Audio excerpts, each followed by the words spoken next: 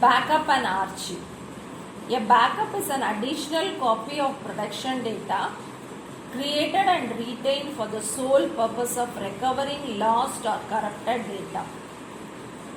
With growing business and regulatory demands for data storage, retention, and availability, organizations are faced with the task of backing up an ever increasing amount of data.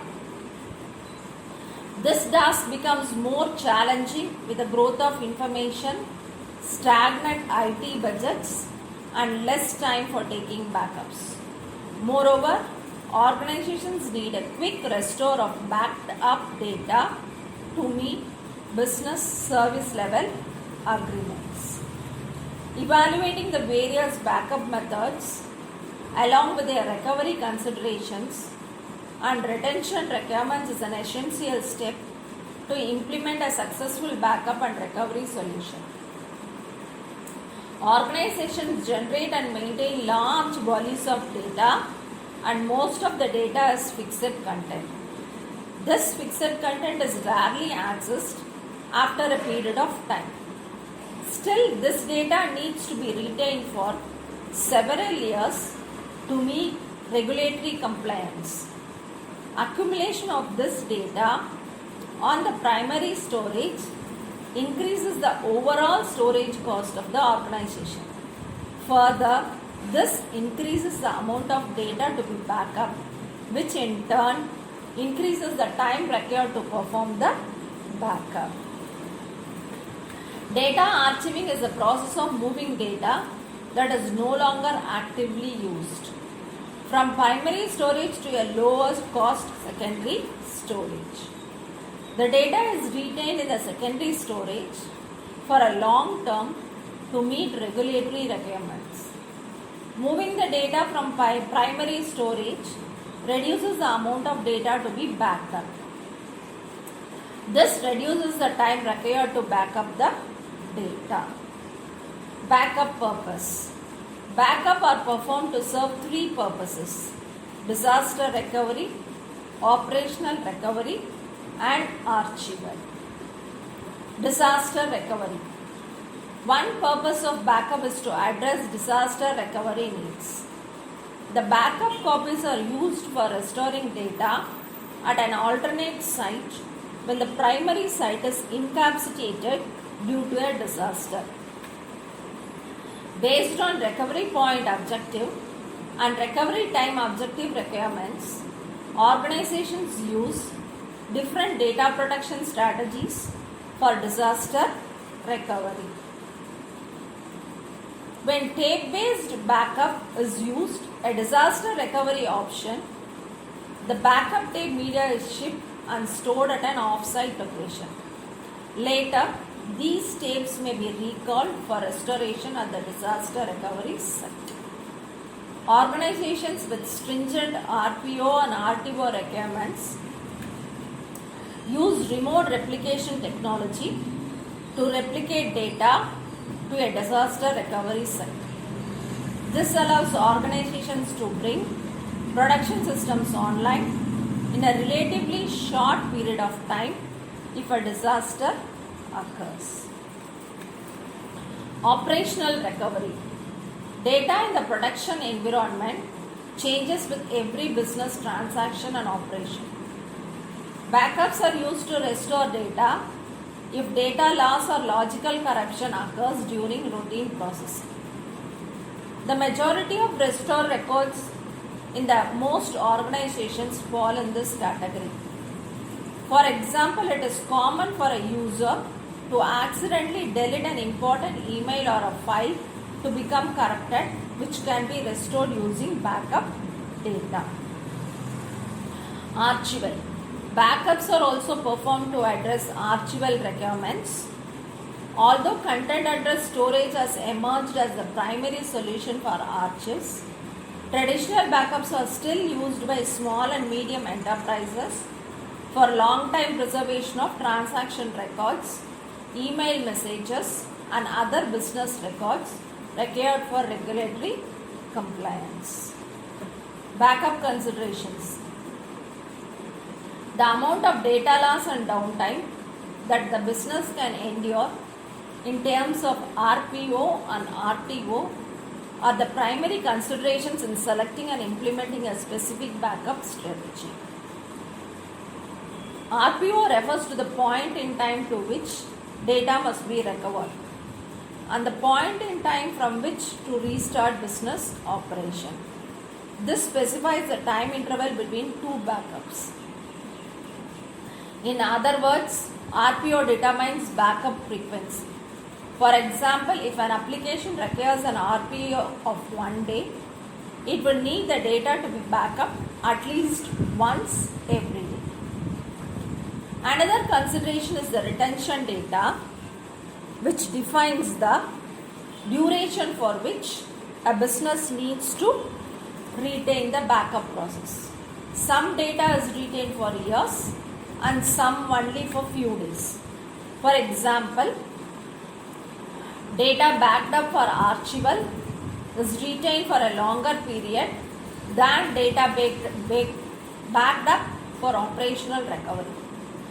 The backup media type or backup target is another consideration that is driven by RTO and impacts the data recovery time.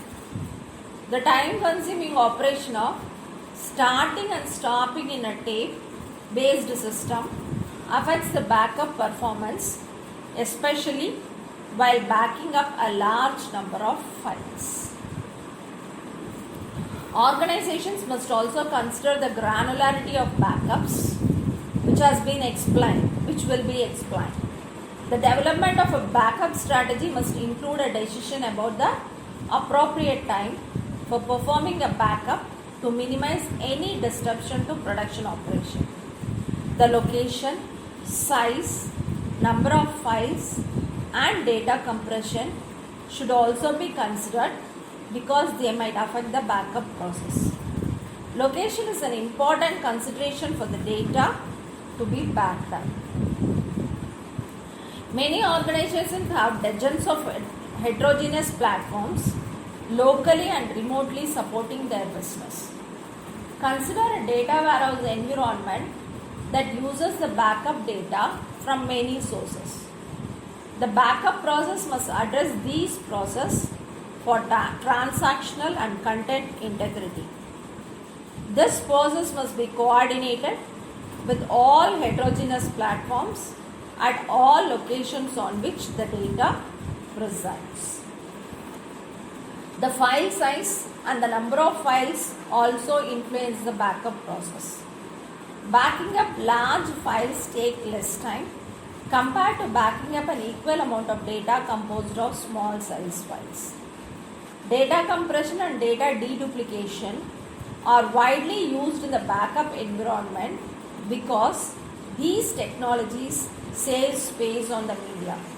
Many backup devices have built-in support for hardware-based data compression.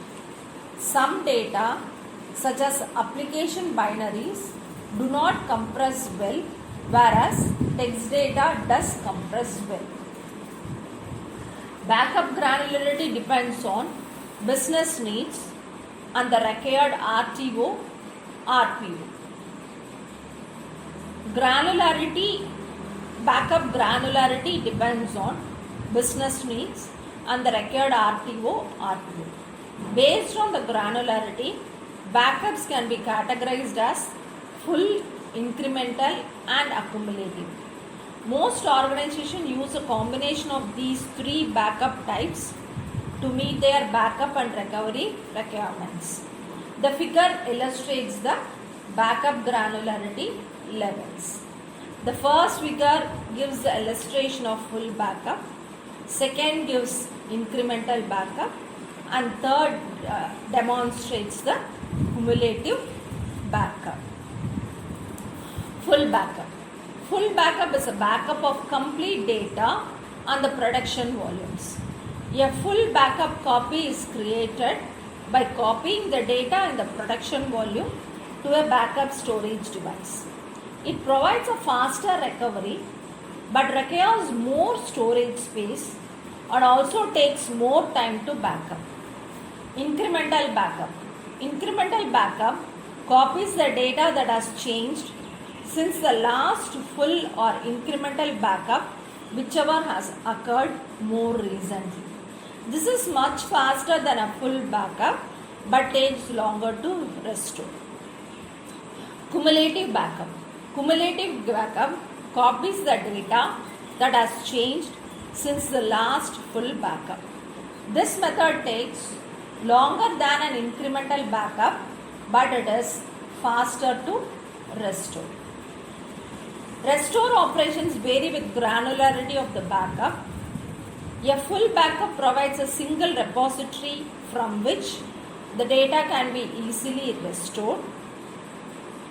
The process of restoration from an incremental backup requires the last full backup and all the incremental backups available until the point of restoration. A restore from a cumulative backup requires the last full backup and the most recent cumulative backup. So backup granularity, restoring from an incremental backup. Monday, files 1, 2, 3 full backup. Tuesday, file 4 incremental backup. Wednesday, update file 3 incremental backup. Thursday, file 5 incremental backup. And Friday, files 1, 2, 3, 4 and 5.